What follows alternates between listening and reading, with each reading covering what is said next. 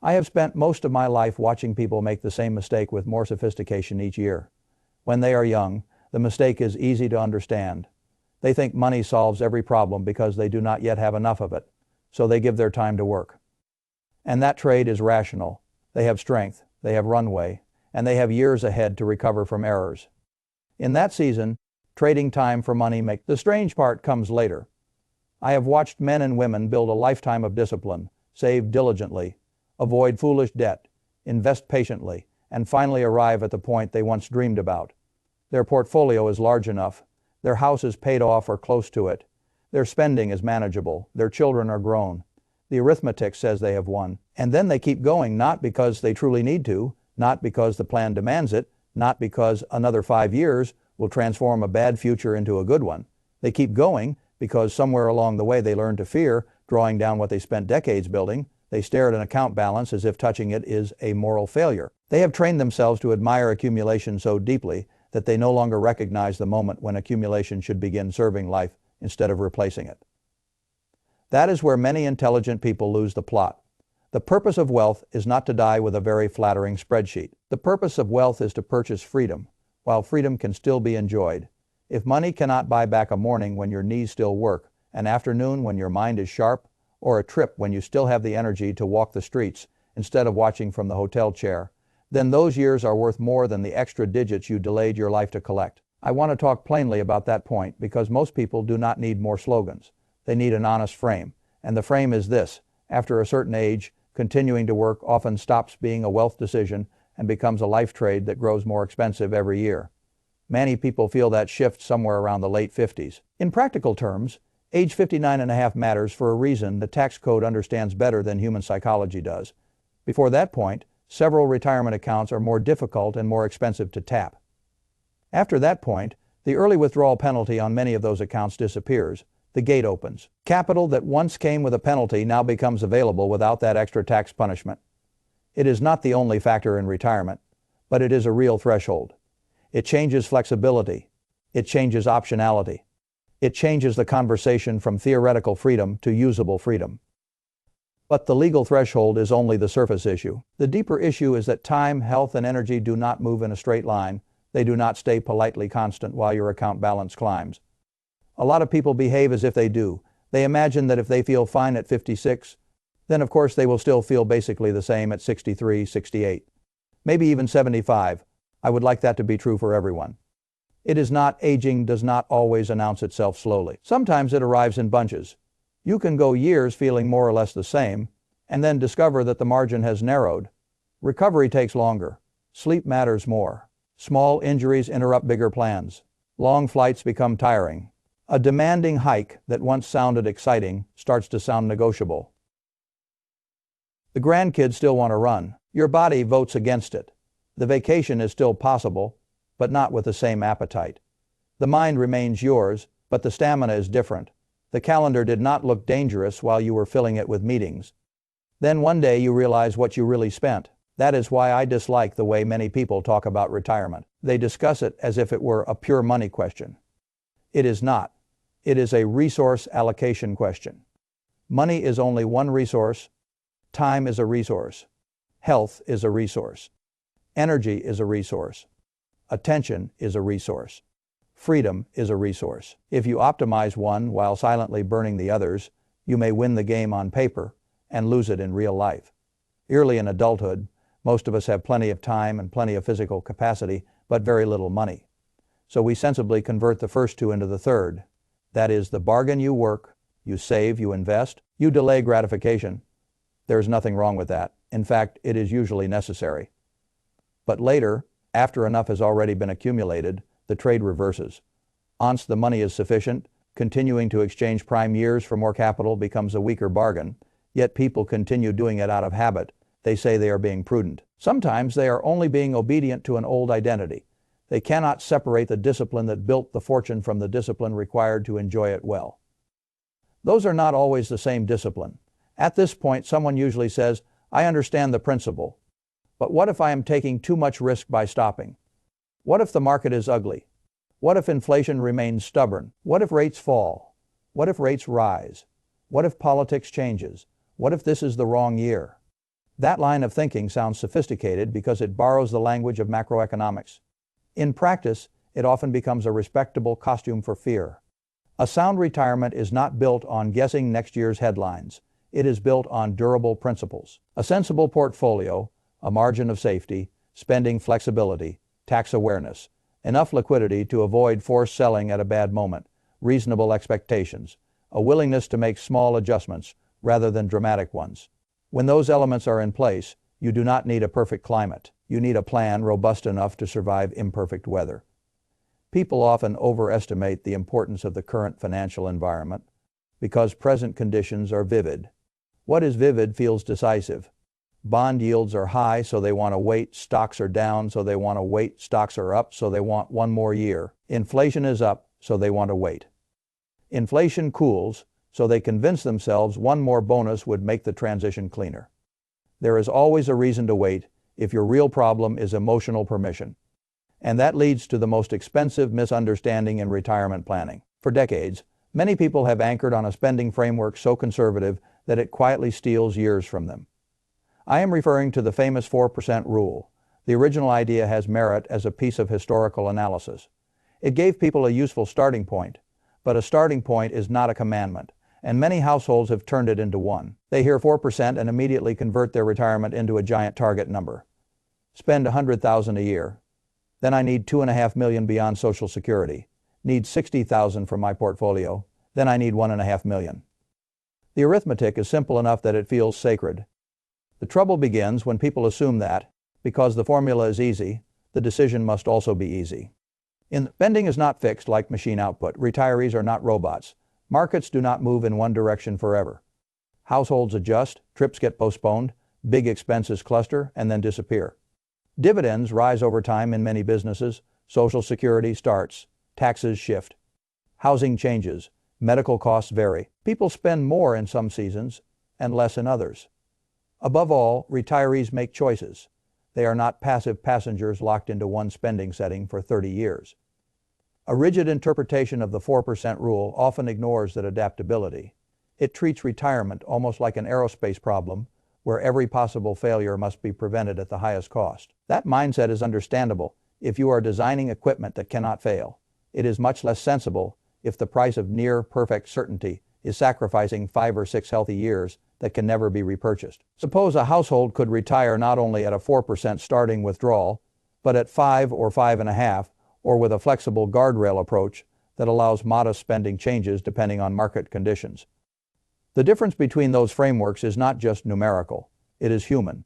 It may represent the ability to leave at 59.5 instead of 65. It may represent 5 more spring seasons in which your legs still want to move, your spouse still wants to travel, your grandchildren still think you can do everything, and your mind still has the crispness to experience rather than merely observe.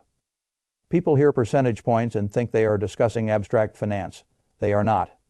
They are discussing summers. They are discussing family dinners that happen before illness enters the room. They are discussing mornings in a foreign city before walking becomes a negotiation.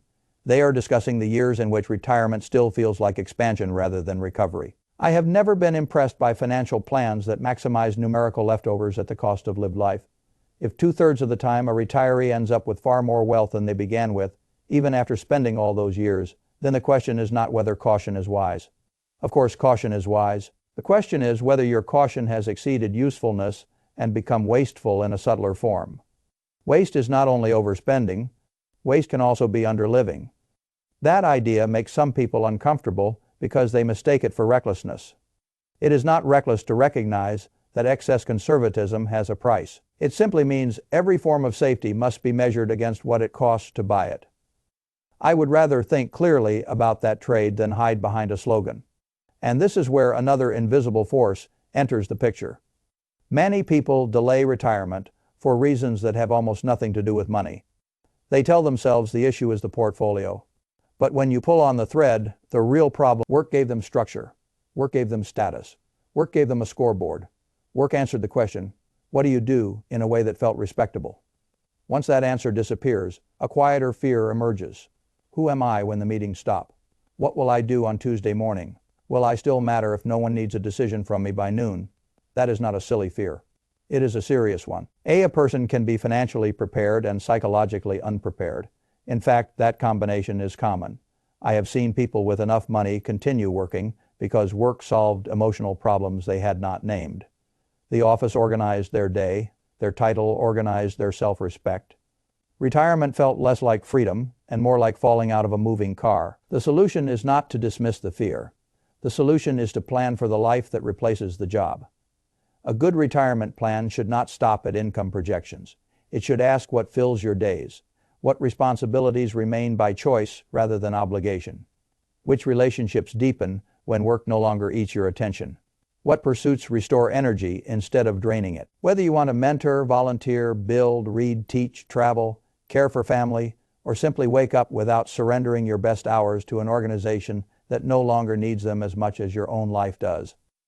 A person who retires away from something often struggles. A person who retires toward something usually does better. That difference matters more than many spreadsheets acknowledge. And let me say something else that often gets lost. The point of retiring earlier is not to abandon discipline. It is to redirect it. You still need a structure. You still need healthy habits. You still need to know your spending. You still need a plan for health care, especially before Medicare age. You still need tax planning. You still need investment discipline. You still need a sensible withdrawal system. You still need to monitor and adjust. Freedom works best when it has intelligent boundaries. What you do not need is to stay chained to a desk out of reflex. A lot of people tell themselves, I will just work a couple more years and build a little more cushion. That sounds harmless. Sometimes it is harmless. Sometimes it is catastrophically expensive in ways that accounting statements never record. A couple more years can become 4 can become 7. During that time, the body changes. A spouse's health changes. Parents age out. Grandchildren move through stages that never repeat. Friends receive diagnoses. Your own enthusiasm narrows without warning. The life you plan to live after work does not always remain frozen in perfect condition while you finish maximizing the cushion. People assume the opportunity will wait because the calendar looks generous from a distance. Then distance vanishes. I have heard many retirees say they wish they had left sooner. I have heard very few say they ruined their lives by claiming back a handful of healthy years after they were already financially ready. That does not mean everyone should leave at the same age. It does not mean every household can leave in the late 50s. It does not mean you ignore your obligations. I am not arguing for fantasy. I am arguing for precision. Stop asking a vague question like, could I make more if I keep working? Of course you could. Ask the real question instead, what exactly am I buying with those extra years? And is it worth the years themselves? That question changes the entire conversation. If the answer is that another year of work secures genuine safety for a vulnerable spouse, fills a serious gap in healthcare coverage, eliminates expensive debt, or corrects a weak plan, then the year may be well spent. But if the answer is that the extra years mostly produce a larger number, greater emotional comfort, and the illusion of perfect certainty, then you may be paying for that comfort with the most valuable capital you own. The arithmetic of retirement should therefore be wider than the account statement. First, establish financial sufficiency honestly, not emotionally. Honestly, separate wants from needs, estimate spending with rigor, include taxes, include health care, include housing, include infrequent but real costs. Consider Social Security timing, consider pensions if any exist. Consider multiple market paths, not only rosy ones. Build in flexibility, stress test the plan. Create ranges instead of pretending life obeys one exact. Second, examine access to capital. This is where age 59.5 deserves practical respect. Once the penalty barrier falls for many retirement accounts, your resources become more usable. Liquidity planning gets simpler. The bridge from work income to retirement income becomes easier to design. That does not make the decision automatic, but it does remove one major source of friction. Third, design a withdrawal approach that behaves like a living system, not a frozen commandment. Static formulas are appealing because they are simple. Real life is not simple. A better approach acknowledges that spending can move within guardrails, that markets change, that households change, and that discipline is not the same thing as rigidity. Fourth, prepare the non-financial side with equal seriousness. If you do not know what your days are for, you will be tempted to return to the familiar machine that consumed them. Purpose does not always arrive automatically once the badge stops working. You may need to build it.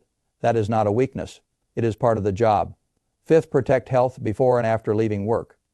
There is no grand retirement if the body is neglected. Movement, sleep, food, relationships, and stress management matter before retirement and after it. Too many people imagine they will become healthier once they stop working, while simultaneously using work as an excuse to postpone every habit that health requires. Sixth, understand that confidence rarely arrives all at once. Some people expect retirement to feel emotionally obvious the day the numbers work. Often it does not. Often it feels ambiguous because human beings are not spreadsheets. Waiting for perfect emotional certainty can keep you at work indefinitely. Better to seek reasonable clarity than impossible comfort. That is how I would think about the matter if I wanted to avoid the two classic errors at once. One error is retiring too early with no real plan and discovering that anxiety follows you into every room. The other error is postponing too long because you worship certainty and waking up to find that the years you were trying to protect are the same years you quietly spent. Between those errors lies wisdom. Wisdom says money is a tool, not a monument. Wisdom says an account balance is not the same thing as a life. Wisdom says freedom should arrive before the body begins negotiating every simple pleasure. Wisdom says the youth of your senior years are not a phrase. They are a vanishing asset. I have always believed that intelligent investing is ultimately about the intelligent use of time. Compounding works because time works. Patience works because time works. Experience works because time works. Nearly everything admirable in capital allocation depends on respecting the value of time. It would be strange indeed to honor time so faithfully while building wealth and then dishonor it the moment wealth has finally purchased the right to reclaim it. That is why I think so many people misunderstand the finish line. They imagine the finish line is the point at which every uncertainty has been eliminated. But life does not offer such a finish line. There is no age at which risk disappears. There is no portfolio large enough to make mortality irrelevant. There is no level of surplus that guarantees your favorite people will remain healthy, nearby, and available at your convenience. There is no account statement that can restore the years surrendered to hesitation. The real finish line is simpler. It is the point at which your resources can reasonably support the life you want. Your access to those resources is workable. Your plan can withstand bad weather without collapsing. And the next years of life are worth more to you than the incremental dollars your labor would add. Once you are there, the burden of proof should change. Instead of forcing yourself to justify retirement, force yourself to justify the continued sale of your remaining healthy years.